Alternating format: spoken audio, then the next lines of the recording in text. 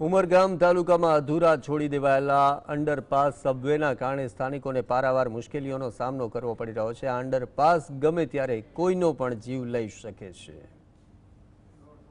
ઉમરગામ તાલુકાના Sanjan railway station પાસે નવા અંડરપાસ સબવેનું કામ શરૂ કરવામાં આવ્યું હતું, પરંતુ હવે આ અંડરપાસ એક ભયાનક પાણી ભરેલી ગુફા જેવી સ્થિતિમાં છે।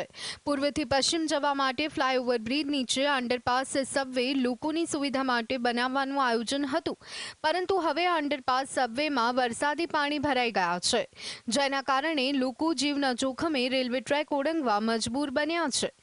એક એવી વૈકલ્પિક વ્યવસ્થા કરો જેથી કરીને સ્ટ્રીટ લાઇટ પણ નથી, રાત્રે એકદમ અંધારો લાગે છે, લોકો રેલવેના બાયપાસ પ્લેટફોર્મ પરથી ચાલીને પણ જાય છે, ત્યાં પણ લાઇટની વ્યવસ્થા નથી। થોડું ઘણું તો કંઈ કરે જેથી કરીને વર્તમાનમાં કઈ પરિસ્થિતિમાં લોકોને થોડી સગવડ મળે એવું તંત્ર દ્વારા કંઈ થાય તો ખૂબ જ સારું। કેમ કે આ ખાડો છે, તમે જોઈ રહ્યા છો કે ખાડાના અંદર થોડું બેરિકેડ કરી દે જેથી કરીને રાત્રે દરમિયાન લાઇટ લગાવી દેવામાં આવે થોડી વ્યવસ્થા, તો ઘણો બધો મતલબ જે અસુવિધા જે છે વર્તમાનમાં તેને સુવિધા મળે।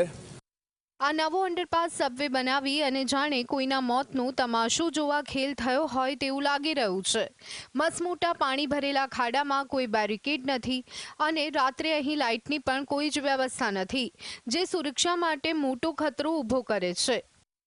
આ પ્રકારના જે અંડરપાસ છે એ અગાઉ પણ વરસાદી પાણીથી ભરાઈ ચૂક્યા છે, છતાં પણ જે છે તે આ એક પ્રયોગ કરવામાં આવ્યો। કદાચ ક્યાંક ને ક્યાંક એની અંદર કોઈક મોટું સેટિંગ કહો કે ક્યાંક ક્યાંક કટકીની વાત કહો, જ્યારે આ પ્રોજેક્ટ ઓલરેડી અગાઉ પણ ફેલ થઈ ચૂક્યા હોય ત્યારે હવે આ અધૂરો પ્રોજેક્ટ જે છે એ જીવના માટે જોખમી બન્યો છે। કોઈ પણ અહીંથી પસાર થતી વ્યક્તિ રાત્રિ દરમિયાન જો પડી જાય તો એને શોધવું અહીં મુશ્કેલ બને, અને જે પાછળ સીડી છે એ પણ કાઢી નાખવામાં આવી છે। સંજાણ ભલે ભાજપના આગેવાનોની ટ્યુશન શાળા કહેવાતું હોય, પરંતુ આ નેતાઓ અંગત રોટલા શેકી રહ્યા હોવાનો સ્થાનિકો આક્ષેપ કરી રહ્યા છે।